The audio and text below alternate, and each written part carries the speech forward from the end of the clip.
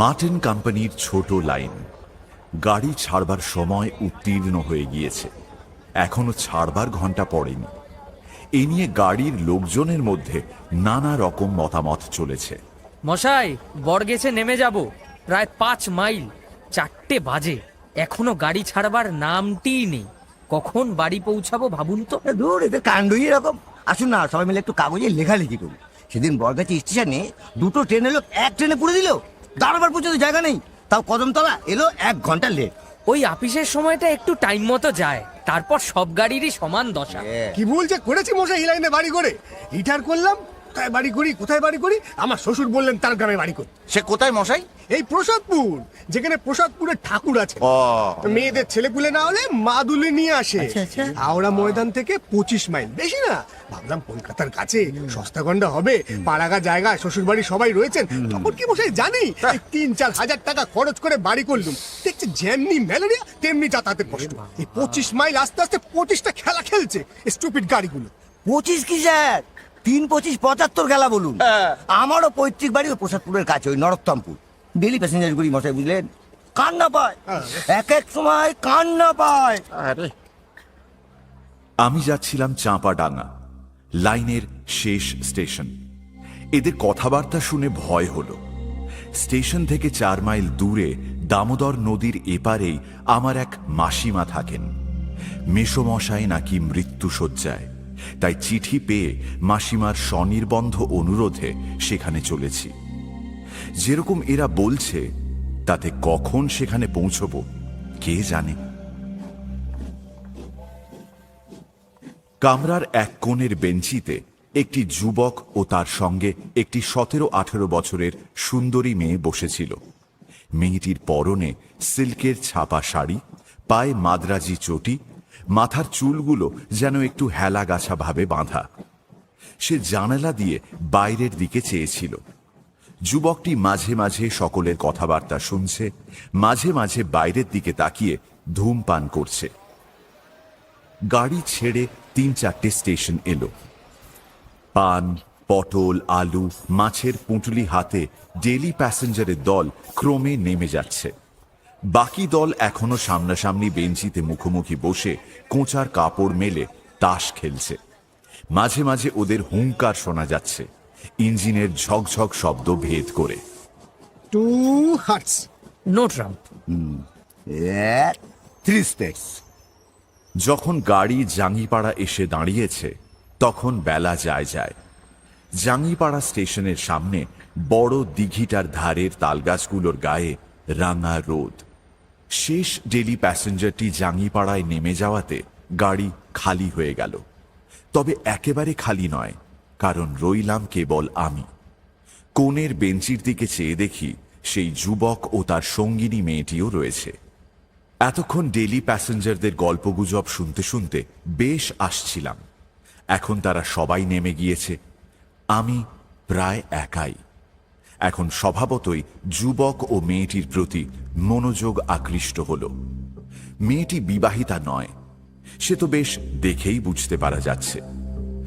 তবে ওদের সম্বন্ধ কি ভাই বোন কিংবা মামা ভাগ্নি? মেয়েটি বেশ সুন্দরী। ছোকরা মেয়েটিকে ভুলিয়ে নিয়ে পালাচ্ছে না তো?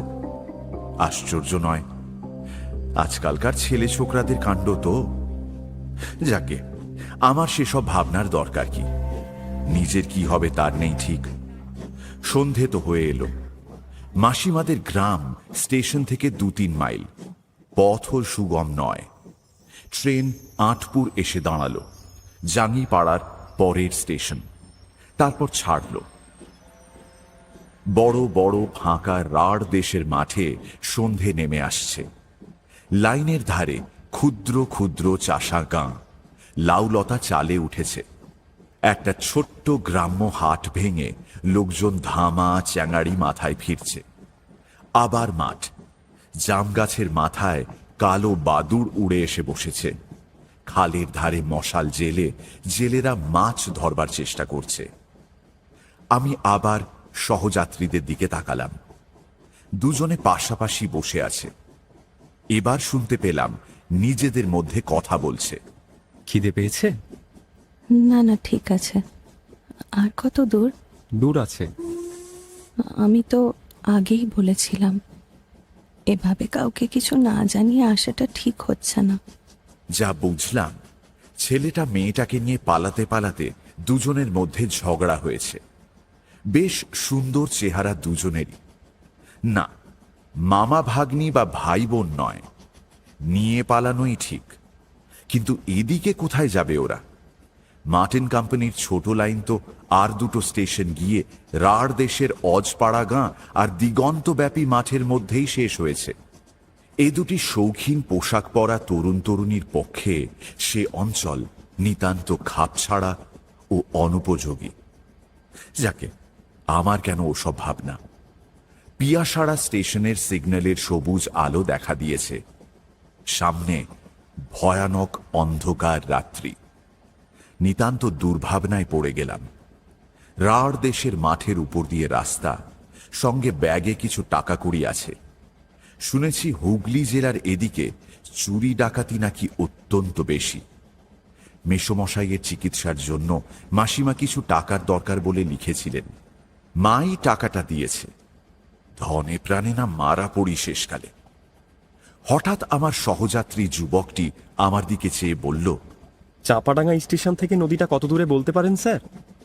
নদী প্রায় 1/2 মাইল। নৌকা পাওয়া যায় খেয়ার? এখন নদীতে জল কম, নৌকো বোধহয় আছে। যুবকটি আর কোনো কথা না বলে আবার বাইরের দিকে চেয়ে রইল। আমার অত্যন্ত কৌতূহল হলো, একবার জিজ্ঞেস করে দেখি না ওরা কোথায় যাবে। কিন্তু ওদের দিক থেকে কথাবার্তার ভরসা না পেয়ে চুপ করে রইলাম। পিয়াসাড়া স্টেশনে এসে গাড়ি দাঁড়ালো। বিশেষ কেউ নামলো উঠল না। ছোট স্টেশন। যুবকটি আমায় জিজ্ঞেস করলো, আচ্ছা স্যার, ওপারে গাড়ি পাওয়া যায়? কি গাড়ির কথা বলছেন? এই যে কোনো গাড়ি, মোটর বাস কি ঘোড়ার গাড়ি? লোকটা বলে কি, এই অজপাড়া গাঁয়ে ওদের জন্য মোটরের বন্দোবস্ত করে রাখবে কে বুঝতে পারলাম না। বললাম, না মশাই, যতদূর জানি ওসব পাবেন না সেখানে। পাড়াগাঁ জায়গা, রাস্তাঘাট তো নেই। এবারও ওদের গন্তব্যস্থান সম্বন্ধে আমার কৌতূহল অতি কষ্টে চেপে গেলাম। কিন্তু যুবকটি পর মুহূর্তেই আমার সে কৌতূহল মেটাবার পথ পরিষ্কার করে দিল। জিজ্ঞেস করল, ওখান থেকে তিরোল কত দূরে হবে জানেন স্যার? আমি অত্যন্ত আশ্চর্য হয়ে ওর মুখের দিকে তাকালাম। তিরোল যাবেন নাকি? সে তো অনেক দূর বলেই শুনেছি। আসলে আমিও এদেশে প্রায় নতুন, ঠিক বলতে পারবো না, তবে 5-6 ক্রোশের কম নয়। যুবকের মুখে উদ্বেগ ও চিন্তার রেখা ফুটে উঠল। আমার দিকে একটু এগিয়ে বসে বলল, যদি কিছু মনে না করেন স্যার, একটা কথা বলবো? তবে ইলোপমেন্টই বটে, যা আন্দাজ করেছিলাম। কিন্তু তিরোলে কেন? সেখানে তো লোক যায় অন্য উদ্দেশ্যে। বললাম, হ্যাঁ হ্যাঁ, বলুন না, বলুন। যুবকটি মেয়েটির দিকে আঙুল দেখিয়ে গলার সুর নামিয়ে বলল, ওকেই নিয়ে যাচ্ছে তিরোল, পাগলাকালির বালা আনতে ওরই জন্য। আমার বোন, কাল অমাবস্যা আছে, কাল বালা পরার নিয়ম আছে। মেয়েটি কি? প্রায় 2 মাস হলো চুপচাপ আছে, কিন্তু যখন ক্ষেপে ওঠে তখন ভীষণ হয়ে ওঠে। সামলে রাখা কঠিন। এত রাত যে হবে বুঝতে পারিনি। সবাই বলেছিল স্টেশন থেকে বেশি দূর নয়। আচ্ছা, আপনারা আসছেন কোত্থেকে? অনেক দূর থেকে স্যার, ধানবাদের কাছে শয়লাডি কলিয়ারি। এদিকের খবর কিছুই জানিনি। লোক যেমন বলেছে তেমনি শুনেছি। কি যে করি এখন, সঙ্গে ওই মেয়ে, বিদেশ বিভূই জায়গা, বড় বিপদে পড়ে গেলাম যে স্যার। চুপ করে ব্যাপারটা বুঝবার চেষ্টা করলাম। ছোকরা বিপদে পড়ে গিয়েছে বেশ। ওর কথা শোনার পর থেকে মেয়েটির দিকে চেয়ে দেখছি। চমৎকার দেখতে মেয়েটিকে। ধপধপে ফর্সা রং, বড় বড় চোখ, ঠোঁটের দুটি প্রান্ত উপর দিকে কেমন একটু বাঁকানো, তাতে মুখশ্রী আরো কি সুন্দর যে দেখাচ্ছে। অমন সুন্দরী মেয়ে নিয়ে এই বিদেশে রাত্রিরে মাঠের মধ্যে দিয়ে 5-6 ক্রোশ রাস্তা গাড়ি ভাড়া করে গেলেও বিপদ কাটবে বলে মনে করবার কোনো কারণ নেই। এক হয় যদি চাঁপা ডাঙাতে কোথাও থাকা যায়, কিন্তু পাড়াগাঁয়ে অপরিচিত লোক, বিশেষ করে যখন শুনবে যে মেয়েটি পাগল, তখন ওদের রাতে আশ্রয় দেবার মতো উদারতা খুব কম মানুষেরই হবে। যুবকটিকে বললাম, চাঁপাডাঙ্গাতে কোনো লোকের বাড়ি আশ্রয় নেবেন রাতে, তার চেষ্টা দেখব? না স্যার, ওকে অপরিচিত লোকেদের মধ্যে রাখতে পারবো না, তাহলে ওর মেজাজ খারাপ হয়ে উঠবে। আমি ছাড়া আর কারোর কাছে খাবে না পর্যন্ত। যে কোনো তুচ্ছ ব্যাপারে ও ভীষণ ক্ষেপে উঠতে পারে। ওর সেই মূর্তি দেখলে আমি, ওর দাদা, আমি পর্যন্ত দস্তুর মতো ভয় পাই। সে না দেখাই ভালো, তখন ও একেবারে অন্য মানুষ হয়ে যায় স্যার। চাঁপাডাঙ্গা স্টেশনে গাড়ি এসে দাঁড়ালো। রাতের অন্ধকার এখনো ঘন হয়ে নামেনি, তবে কৃষ্ণা চতুর্দশীর রাত্রি। অনুমান করা যায় কি ধরনের হবে এই রাত আর একটু পরে। চাঁপাডাঙ্গা স্টেশনের কাছে লোকের বাড়িঘর বেশি নেই, খানকতক বিচুলি ছাওয়া ঘর, অধিকাংশ পান বিড়ি, মুড়ি মুড়কি কিংবা মুদিখানার দোকান, একটা সাইকেল সারানোর দোকান, আর একটা হোমিওপ্যাথির ডাক্তারখানা। ডাক্তারখানার একপাশে স্থানীয় ডাকঘর, একটা পুকুর, পুকুরের ওপারে দু একখানা চাষাভুষো লোকের ঘর। আমরা টিকিট দিয়ে সবাই স্টেশনের বাইরে এলাম। সামনেই দু তিনখানা ছইওয়ালা গরুর গাড়ি দেখে আমার দুর্ভাবনা অনেকটা কমে গেল। কিন্তু যখন তাদের জিজ্ঞাসা করে জানলাম নদীর ধার পর্যন্ত তারা যায়, নদী পার হবার উপায় নেই গরুর গাড়ির, তখন আমি আমার সঙ্গীটিকে বললুম, কি করবেন? রাতটা কি স্টেশনেই থাকবেন? না স্যার, কাল অমাবস্যা, আমায় তিরোল পৌঁছতেই হবে কাল। এখানে থাকলে কাজ হবে না। আপনি দয়া করে একটু কষ্ট করুন, আমার সঙ্গে চলুন। আপনাকে যখন পেয়েছি ছাড়তে পারবো না। আপনি না দেখলে কোথায় যায় বলুন তো? আমি বড় বিপদে পড়ে গেলাম। ওদিকে মেসোমশাইয়ের অসুখ, সেখানে পয়সা কড়ি নিয়ে যত শিগগির হয় পৌঁছানো দরকার। এদিকে এই বিপন্ন যুবক ও তার বিকৃত মস্তিষ্কা তরুণী ভগিনী, ছেড়েই বা এদের দিই কি করে এই অন্ধকার রাতে? তা হয় না, সঙ্গে যেতেই হবে। মেসোমশাইয়ের অদৃষ্টে যাই ঘটুক। গরুর গাড়ির গাড়োয়ানেরা কিন্তু ভরসা দিল। তিরোলের বাঁধা রাস্তা, নদী পেরিয়ে গাড়ি পাওয়া যায়, পালকি পাওয়া যায় একটু খোঁজ করলেই। হরদম লোক যাচ্ছে সেখানে, ভয় ভীতি কিছুই নেই। নদীর খেয়া থেকে বড় জোর 2 ঘন্টার রাস্তা। আমরা একখানা ছইওয়ালা গরুর গাড়িতে উঠলাম। এই গরুর গাড়ি আমাদের নদীর ধার পর্যন্ত নিয়ে যাবে। সারা ট্রেনে মেয়েটি ওই একবার ছাড়া কথা বলেনি। এবার দ্বিতীয়বার ছইয়ের মধ্যে বসে সে কথা বলল। যুবকটির দিকে তাকিয়ে বলল, দাদা, আমার শীত করছে, তোমার শীত করছে না? কি সুন্দর গলার স্বর, যেন সেতারে ঝংকার দিয়ে উঠল। আমি সহানুভূতির চোখে তরুণীর দিকে তাকালাম। আহা, এমন সুন্দরী মেয়েটি কি অদৃষ্ট নিয়েই না জন্মেছে। বললাম, শীত করতে পারে, নদীর হাওয়া বইছে তো, সঙ্গে কিছু আছে গায়ে দেবার?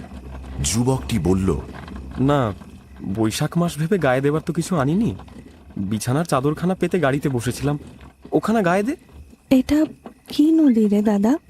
বেশ স্বাভাবিক সুরে সহজ ধরনের কথাবার্তা। উত্তরটা আমিই দিলাম, দামোদর। মেয়েটি এবার আমার দিকে মুখ ফিরিয়ে বলল, বল্লভপুরে যে দামোদর, আমি জানি, খুব বড় নদী না রে দাদা, ছেলেবেলায় দেখেছি। যুবকটি আমায় বলল, দামোদরের ধারে বল্লভপুর বলে গ্রাম, বর্ধমান জেলায়। সেখানে আমার মামার বাড়ি কিনা। পূর্ণিমা মানে আমার এই বোন সেখানে 2বার গিয়েছিল ছোটবেলায়। তারপর ছেলেটির কথা শেষ হলো না। আমরা গরুর গাড়ি থেকে নেমে গেলাম। কপাল ভালো, একখানা খেয়াও জুটে গেল। আমরা 3 জন খেয়ায় উঠলাম। খেয়ায় নদী পার হবার সময় পূর্ণিমা ওর দাদাকে বলল, ভয় করছে দাদা, ডুবে যাব না তো? ও দাদা, নৌকা তো দুলছে। হোমা, ডুবে যাবি কেন? চুপ করে বসে থাক। ডুবেছে তো কি হয়েছে, কোনো ভয় নেই। খেয়া পৌঁছে গেল ওপারে। ওপারে গিয়ে আমরা দেখি গাড়ি ঘোড়া তো দূরের কথা, একটা মানুষ পর্যন্ত নেই। খেয়ার মাঝি লোকটি ভীষণ ভালো। সে আমাদের অবস্থা দেখে বলল, দাঁড়ান বাবু মশাইরা, শামকুরের গোয়াল পাড়ায় গরুর গাড়ি পাওয়া যায়, আমি ডেকে দিচ্ছি, আপনারা নৌকাতেই বসেন। পূর্ণিমা বলল, দাদা কিছু খাবে না? খাবার রয়েছে তো। তারপর আমার দিকে তাকিয়ে বলল, আপনিও খান, খাবার অনেক আছে। হ্যাঁ হ্যাঁ, দে না, ওকে দে, তুইও খা। কিছুই খাসনি তো, পৌঁছতে কত রাত হয়ে যাবে। পূর্ণিমা একটা ছোট্ট পুঁটুলি খুলে আমাদের সবাইকে লুচি, পটল ভাজা, আলু চচ্চড়ি ও মিহিদানা পরিবেশন করে দিল। তারপর বলল, দেখ তো দাদা, মিহিদানা খারাপ হয়ে যায়নি তো? এ কোথাকার মিহিদানা? আসবার সময় বর্ধমান থেকে কেনা হয়েছিল, খারাপ হয়নি তো? দেখুন তো মুখে দিয়ে। দাও। আজ যখন বাড়ি থেকে বেরিয়েছিলাম তখনও ভাবিনি এমন একটা সন্ধে আমার জীবনে আসবে। ভাবিনি যে দামোদর নদীর উপর নৌকোতে বসে একটি অপরিচিত যুবক ও একটি অপরিচিতা তরুণীর সঙ্গে এভাবে খাবার খাবো। কেমন একটা শান্ত পরিবেশ, যেন বাড়িতে মা বোনের মধ্যেই আছি। এমন সময় গরুর গাড়ি নিয়ে খেয়ার মাঝি ঘাটের ধারে দামোদরের বিস্তৃত বালির চরে এসে হাজির হলো। তিরোল যাবার ভাড়া ধার্য করে আমরা গাড়িতে উঠে পড়লাম। গাড়োয়ান বলল, বাবু ভুল হয়ে গেছে, বাড়ি থেকে তা আমাকে 3টাই নেওয়া হয়নি। গাড়ি গায়ের মধ্যে একটু ঘুরে নিয়ে যাই, বেশি দেরি হবে নি বাবু। শামকুর গ্রামের মধ্যে গাড়ি ঢুকলো। আমবাগান, বাঁশবন, লোকের বাড়ি ঘরের পেছন দিয়ে রাস্তা, ঘরের দাওয়ায় মেয়েরা রান্না করছে, তারপর আবার মাঠ, আখের ক্ষেত, পাট ক্ষেত। মাঠের মধ্যে দিয়ে চওড়া সাদা রাস্তা আমাদের সামনে বহু দূর চলে গিয়েছে। রাঢ় দেশের মাঠ, বন জঙ্গল খুব কম, এখানে ওখানে মাঝে মাঝে 2-4টে কলা গাছ ছাড়া। পূর্ণিমা আমায় বলল, আপনার মাসিমার বাড়ি এখান থেকে কত দূর হবে? সে তো এদিকে নয়, দামোদরের ওপারে, স্টেশনের পূর্ব দিকে প্রায় 2 ক্রোশ দূরে। আপনাকে আমরা অনেক কষ্ট দিলাম। না, কি এমন কষ্ট? আপনার কাজ শেষ হয়ে গেলে কাল আপনাদের গাড়িতে তুলে দিয়ে মাসিমার বাড়ি গেলেই হবে। পূর্ণিমা মুখে আঁচল দিয়ে ছেলে মানুষই হাসির ফোয়ারা ছুটিয়ে দিল হঠাৎ। বলল, কি আর কষ্ট? না, আমাদের কাজ শেষ হলে আমাদের গাড়িতে তুলে দিয়ে চলে যাবেন।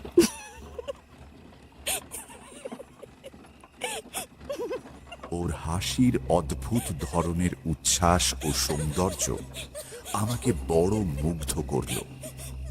এমন হাসি কোনো দিন কাউকে আমি হাসতে দেখিনি, কিন্তু সঙ্গে সঙ্গে মনে হলো এ অপ্রকৃতিস্থের হাসি।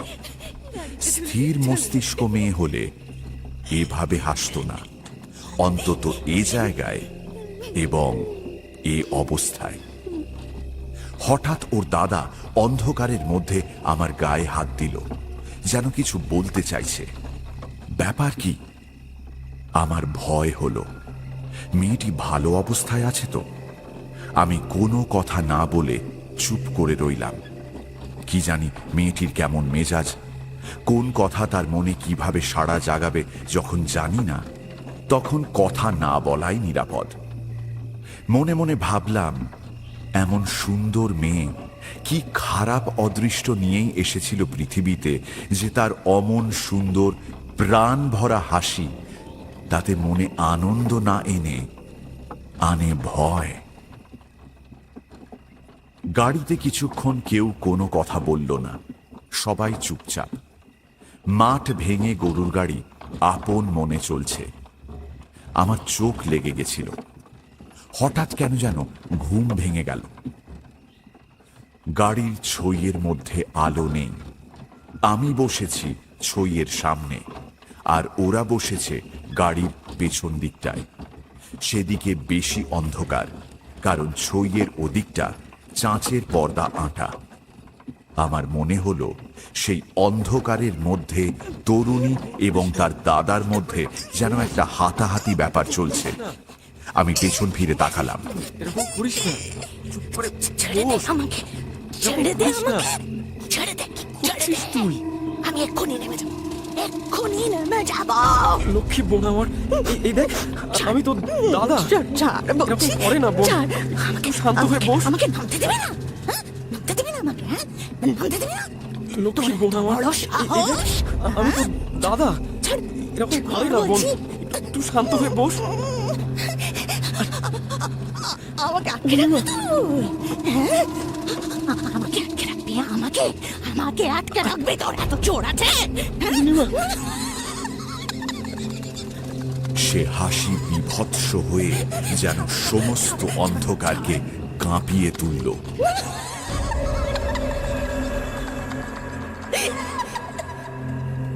আমি কোনো কথা বলবার আগেই যুবকটি চাপা উদ্বেগের সুরে বলল, ধরুন, ওকে ধরুন, ও গাড়ি থেকে নেমে পালাতে চাইছে, ধরুন। আমি হতভম্ব হয়ে মেয়েটির গায়ে কিভাবে হাত দেব ভাবছি, এমন সময় যুবকটির বেদনার্ত কণ্ঠ শুনতে পেলাম। হাত কামড়ে দিয়েছে, ধরবেন না, ধরবেন না, ওকে ধরবেন না, ছেড়ে, ধরবেন না হাত। ততক্ষণে গাড়োয়ান গাড়ি থামিয়ে ফেলেছে। আমাদের দিকে চেয়ে বলল, বাবু কি হয়েছে? গাড়োয়ানের কথার কোনো উত্তর দেবার সময় বা সুযোগ তখন আমার নেই, কারণ মেয়েটি আমায় ঠেলে বাইরের দিকে আসতে চাইছে অন্ধকারের মধ্যে। সরে যা, সরে যা, সরে যা বলছি, আমার সামনে থেকে সরে যা। ওর দাদা বলল, ওর চুল ধরুন, গায়ে হাত দেবেন না, কামড়ে দেবে। কিন্তু আমি বাধা দেবার আগেই মেয়েটি আমাকে ঠেলে গরুর গাড়ির সামনের দিকে গিয়ে পৌঁছলো এবং গাড়ি থেকে লাফ দিয়ে নিচে পড়ল। হতভম্ব গাড়োয়ান গরুর কাঁধ থেকে জোয়াল নামাবার আগেই আমি ও মেয়েটির দাদা দুজনেই গাড়ি থেকে লাফিয়ে পড়লাম।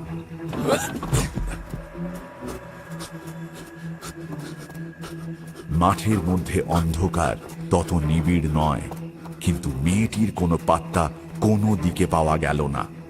আমার বুদ্ধি শুদ্ধি লোপ পেয়েছে এবং মেয়েটির দাদাও কি করবে বুঝতে পারছে না। এই সময় কিন্তু আমাদের গাড়োয়ান যথেষ্ট সাহস ও উপস্থিত বুদ্ধির পরিচয় দিল।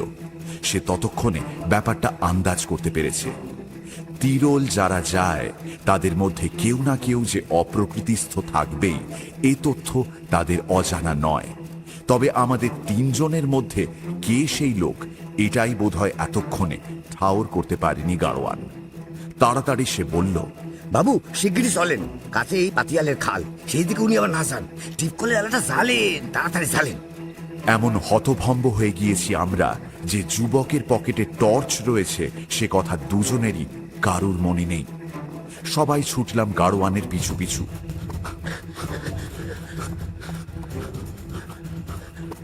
প্রায় 2 আন্দাজ পথ ছুটে যাবার পরে একটা সরু খালের ধারে পৌঁছলাম। তার দুপাড়ে নিবিড় কষার ঝাড়। তন্ন তন্ন করে ঝোপঝাড়ের আড়ালে খুঁজে চিৎকার করে ডাকাডাকি করেও কোনো সাড়া পাওয়া গেল না। পূর্ণিমা, পূর্ণিমা, বোন, কোথায় তুই? সাড়া দে। পূর্ণিমা, পূর্ণিমা, পূর্ণিমা, কোথায় গেলি? কোথায় কোথায় গেল বলুন তো? আপনি এত চিন্তা করবেন না। সব ব্যাপারটা এত অল্প সময়ের মধ্যে ঘটে গেল যে এতক্ষণে ভেবে দেখবারও অবকাশ পাওয়া যায়নি জিনিসটার গুরুত্ব কতটা বা এ থেকে কত কি ঘটতে পারে। পূর্ণিমার দাদা প্রায় কাঁদো কাঁদো সুরে বলল, কারণ আর আর কোনো দিকে কোনো জলা আছে? না বাবু, কাছে পিঠে আর জ্বলা নাই। খালের ধারে আপনাদের মধ্যে একজন দাঁড়িয়ে থাকেন, আমরা বাকি দুজন অন্যদিকে যাই। আমি খালের ধারে রইলাম, কারণ যুবকটি একলা অন্ধকারে যতদূর বুঝলাম দাঁড়িয়ে থাকতে রাজি নয়। ওরা তো চলে গেল অন্যদিকে। আমার মুশকিল এই যে সঙ্গে একটা দেশলাই পর্যন্ত নেই। এই কৃষ্ণা চতুর্দশীর রাতের অন্ধকারে একা মাঠের মধ্যে কতক্ষণ দাঁড়িয়ে থাকতে হয় কি জানি। সেখানে কতক্ষণ ছিলাম জানি না, ঘন্টাখানেক বোধহয় হবে। তার বেশিও হতে পারে। তারপর খালের ধার ছেড়ে মাঠের দিকে এগিয়ে গেলাম। এদের ব্যাপারটা কি ঠিক বুঝতে পারছি না। এমন সময় দূরে আলো দেখা গেল। গরুর গাড়ির গাড়োয়ানের গলাটা শুনতে পেলাম। বাবু, ও বাবু, শুনতেছেন? এই যে আমি এখানে। আমার সাড়া পেয়ে ওরা আমার কাছে এলো। গাড়োয়ানের সঙ্গে কয়েকটি গ্রাম্য লোক, ওদের হাতে একটা হ্যারিকেন লণ্ঠন। ব্যস্তভাবে বললাম, কি হলো, পাওয়া গিয়েছে? যার হাতে লণ্ঠন ছিল সে লোকটি বলল, চলেন বাবু, সব রয়েছেন তেনারা আমাদের বাড়িতে বসে। আমি বাবু গোয়াল ঘরে গরুদের জাপ কেটে দিতে ঢুকেছি সন্ধ্যের একটু পরে। দেখি ওই গোয়াল ঘরের এক পাশে একটি বড় মা সুন্দরী স্ত্রী লোক। তখন আমি তো চমকে উঠেছি বাবু, হে কি! তারপর বাড়ির লোক এসে বলল, তারপর এনারা গিয়ে বললেন। তাদের আমরা বাড়িতে বসিয়ে আপনার খোঁজে বেরোলাম। আহারে, অন্ধকারের মধ্যে বদ্ধ লোকে ছেলে রে, কি কষ্ট! এই চলেন চলেন, এই গরিবের বাড়ি চলেন তো, দুটো ডাল ভাত রান্না করি খান। দিদি ঠাকুরনের মাথাটা যদি একটু ভালো হতো। আগো, দিদি ঠাকুরন একেবারে লক্ষ্মী প্রতিমা। আমাদের বাড়িতে তার পায়ের ধুলো পড়েছে। আপনারা সবাই ব্রাহ্মণ শুনলাম, কতকালের ভাগ্যি আমাদের। এই দুটো ভাত সেবা করি, আজ রাতে শুয়ে থাকুন, কাল ভোরে আমি আমার গাড়িতে তিরল পৌঁছে দেবো আপনাদের। গ্রামের মধ্যে লোকটার বাড়ি গিয়ে পৌঁছলাম। বাড়িটার কথা এখানে একটু ভালো করে বর্ণনা করা দরকার, কারণ এর পরবর্তী ঘটনার সঙ্গে এই বাড়ির অতি ঘনিষ্ঠ সম্বন্ধ। বাড়িটা ওদেশের চলন মতো, মাটির দেওয়াল, বিচুলিতে ছাওয়া। বাইরে বেশ বড় একখানা বৈঠকখানা, তার 2 কামরা, মাটির দেওয়ালের ব্যবধান। সামনে খুব বড় মাটির দাওয়া, তার সামনে উঠোন। উঠোনের পশ্চিম ধারে ছোট একটা ঘাট বাঁধানো পুকুর। বৈঠকখানার 2টো কামরার মধ্যে যেটা ছোট, সেটার পেছনের দরজা খুলে কিন্তু বাইরের উঠোনে আসা যায় না। সেটা অন্তঃপুরে যাতায়াতের পথ। গৃহস্বামীর নাম রসিকলাল ধারা, জাতিতে কৈবর্ত। সুতরাং তাদের রাঁধা ভাত আমাদের চলবে না। রসিকলালের একান্ত অনুরোধে আমরা রান্না করতে রাজি হলাম। জিনিসপত্র, দুধ, শাকসবজি 6 জনের উপযোগী এসে পড়ল। আশ্চর্যের বিষয় এই যে রান্না করল পূর্ণিমা। পূর্ণিমা আবার সেই আগেকার শান্ত স্বাভাবিক মূর্তি ধরেছে। তার কথাবার্তা, রান্নার কৌশল, সহজ ব্যবহার দেখে কেউ বলতেও পারবে না কিছুক্ষণ আগে এই মেয়ে গাড়ি থেকে লাফ দিয়ে পালিয়েছিল। খেতে বসবার কিছু আগে পূর্ণিমা যেখানে রাঁধছে সেখানে উঁকি মেরে দেখি গ্রামের অনেক মেয়ে ওকে দেখতে এসেছে। নানা রকম কথাবার্তা জিজ্ঞেস করছে। বুঝলাম পূর্ণিমার কাহিনী গোটা গ্রামে এতক্ষণে রটে গিয়েছে। এই কি সে নাকি রে? হ্যাঁ, মাতার ব্যামো। আহা গো, মুখানা কি সুন্দর। সবই আসলে নিয়তি, বুঝলা না? কপাল সবাই সঙ্গে করে জন্মিছে। রাত প্রায় 11টা বাজে। পূর্ণিমা এসে বলল, চলুন, রান্না হয়ে গেছে, আপনারা খেয়ে নেবেন, চলুন। আমি বললাম, সকলের সঙ্গে আলাপ হলো পূর্ণিমা? পূর্ণিমা সলজ্জে হেসে বলল, ওরা সব এসেছে কেন জানেন? আমায় নাকি সবাই দেখতে এসেছে। আমি বললাম, আমি ভাই আপনাদের মতোই মেয়ে, এই দেখুন 2খানা হাত, 2খানা পা, আমায় দেখবার কি আছে? ওর দাদা বলল, আর কি কথা হলো? আর কিছু না, আমাদের বাড়ি কোথায়, আমার বয়স কত, এই জিজ্ঞেস করছিল। আর বলছিল, তোমার বিয়ে হয়নি? আমি বললাম, এবছর আমার বিয়ে দেবে বলেছো বাবা। আর একটু দি। এই বলে আরেকটু দি। সে আমাদের দাদা, পাতে একটু ভাত ডাল দে। নাকি পরিবেশন করতে আরম্ভ করলো। আমি তো অবাক। ওর দাদার দিকে চাইতে সে বেচারি আমায় চোখ টিপে ইশারা করল। মনে মনে ভাবলাম, পাগল হোক, উন্মাদ হোক, মেয়েদের স্বাভাবিক প্রবৃত্তি যাবে কোথায়? বড় কষ্ট হলো ভেবে, অভাগীর ওসাদ এ জীবনে পূর্ণ হবার নয়। কিন্তু এই ধরনের 2-একটা বেফাস কথা ছাড়া পূর্ণিমার অন্য সব কথাবার্তা এমন স্বাভাবিক যে কেউ তার মধ্যে এতটুকু খুঁত ধরতে পারবে না। ওর গলার সুরটা ভারী মিষ্টি। খুব কম মেয়ের গলায় এমন মিষ্টি সুর শুনেছি। এমন সুন্দর চালচলন, নিজের দেহটা বহন করে নিয়ে বেড়ানোর সুশ্রী ধরন আছে যে ওকে নিতান্ত সাধারণ শ্রেণীর মেয়ে বলে কেউ ভাবতেই পারবে না। আমায় বলল, আপনাকে আমরা তো বড় কষ্ট দিলুম, আমাদের শয়লাডিতে যাবেন কিন্তু একবার দাদা। হ্যাঁ, বেশ, যাব বই কি, নিশ্চয়ই যাব। এই পুজোর সময়ই যাবেন। আমাদের ওখানে দুখানা পুজো হয়, একখানা কলিয়ারির বাবুরা করে, আর একখানা বাজারে হয়, শখের থিয়েটারও হয়। তাহলে কথা রইল কিন্তু দাদা। হ্যাঁ, বোনের নেমন্তন্ন রাখতেই হবে আপনাকে। এই সময় গৃহস্বামীর মেয়ে দুধ নিয়ে এসে পূর্ণিমাকে বলল আমাদের সকলকে দুধ দিতে। পূর্ণিমা বলল, তাহলে একখানা দুধের হাতা নিয়ে এসো খুকি, ডালের হাতায় তো দুধ দেওয়া যাবে না। পূর্ণিমার এই সমস্ত কথাবার্তার খুঁটিনাটি আমার খুব মনে আছে, কারণ পরে এই কথাগুলো মনে মনে আলোচনা করবার যথেষ্ট কারণ ঘটেছিল।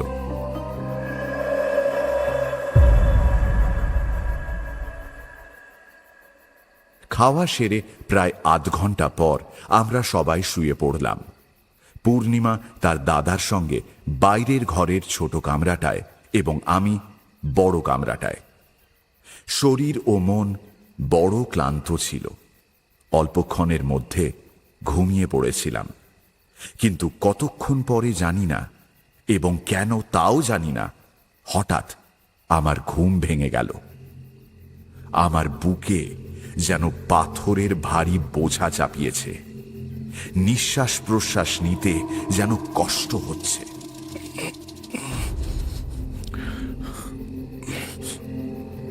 এমন সময় আমার মনে হলো পাশের কামরায় কিরকম একটা কৌতূহলজনক শব্দ হচ্ছে।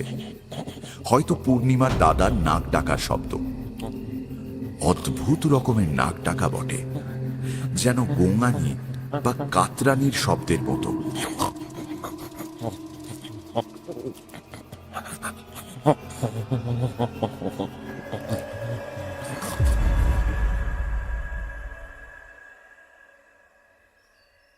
আমার ঘুম ভাঙল খুব ভোরে।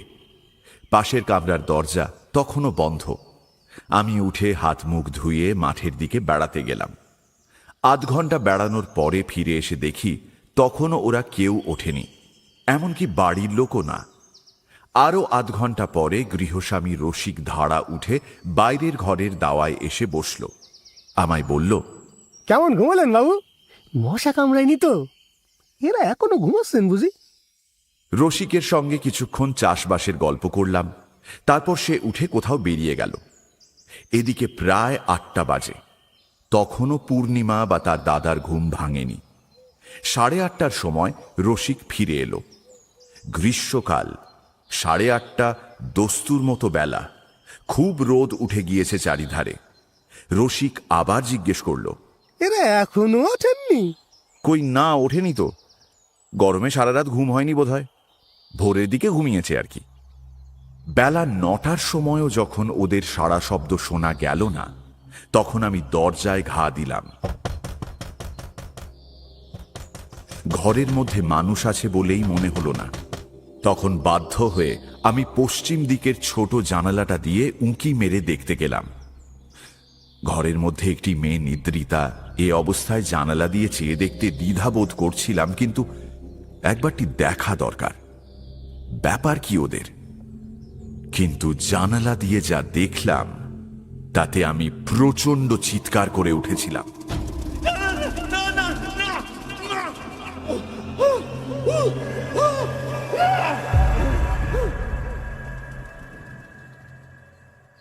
আমারও কিছুক্ষণের জন্য বুদ্ধি লোপ পেয়েছিল। কি যে ঘটেছে কি না ঘটেছে আমার খেয়াল ছিল না। প্রথমেই আমার চোখে পড়ল ঘরে এত রক্ত কেন? চোখে ভুল দেখলাম নাকি? কিন্তু পর মুহূর্তেই সন্দেহের আর অবকাশ রইল না। ঘরে একখানা চৌকি পাতা।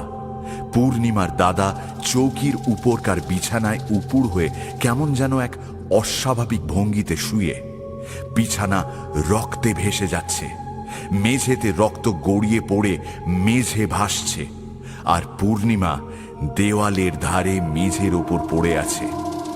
জীবিতা কি মৃতা বুঝতে পারলাম না।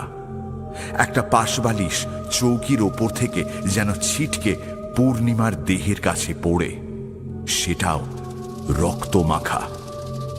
আমার চিৎকার অনেক দূর থেকে শোনা গিয়েছিল। লোকজন চারধার থেকে এসে পড়ল। এ কি? আরে আরে বল, জল বল, নিয়ে আয়। আরে, আরে, দাঁড়িয়ে থাক, চুপ করে, বল না। শিগগির জল নিয়ে আয়। আরে জলটা আনতে আমার জ্ঞান ছিল না। মাথায় জল টল ঢেলে আমায় সকলে চাঙ্গা করে 10-15 মিনিট পরে। এদিকে দরজা ভেঙে সকলে ঘরে ঢুকলো। তারা দেখল পূর্ণিমার দাদার গলায়, কাঁধে ও হাতে সাংঘাতিক কোপের দাগ। আগের রাতে কুটনো কোটার জন্য একখানা বড় বঁটি গৃহস্থেরা দিয়েছিল, সেখানা রক্তমাখা অবস্থায় বিছানার ওপাশে পড়ে। পূর্ণিমার শাড়ি ব্লাউজে কিন্তু খুব বেশি রক্ত নেই, কেবল শাড়ির সামনের দিকটাতে যেন ছিটকে লাগা রক্ত খানিকটা। হতভাগিনী রাতে কোনো এক সময় এই বীভৎস কাণ্ড ঘটিয়েছে। নিজের হাতে দাদাকে খুন করেছে পূর্ণিমা। তুই কে রে? আমার পাশে শুয়ে আছিস। কি হয়েছে রে? আমি তোর দাদা, চিনতে পারছিস না? দাদা, আমার কেউ নেই। আমি তো মানুষ নই। আমি আমি এবার তোকে খুন করব। এইসব এসব কি বলছিস তুই বোন? এই বোন, এই শান্ত হ। সব কটাকে মারবো, সব কটাকে কুপিয়ে কুপিয়ে রক্ত বের করতে, তবে আমার শান্তি।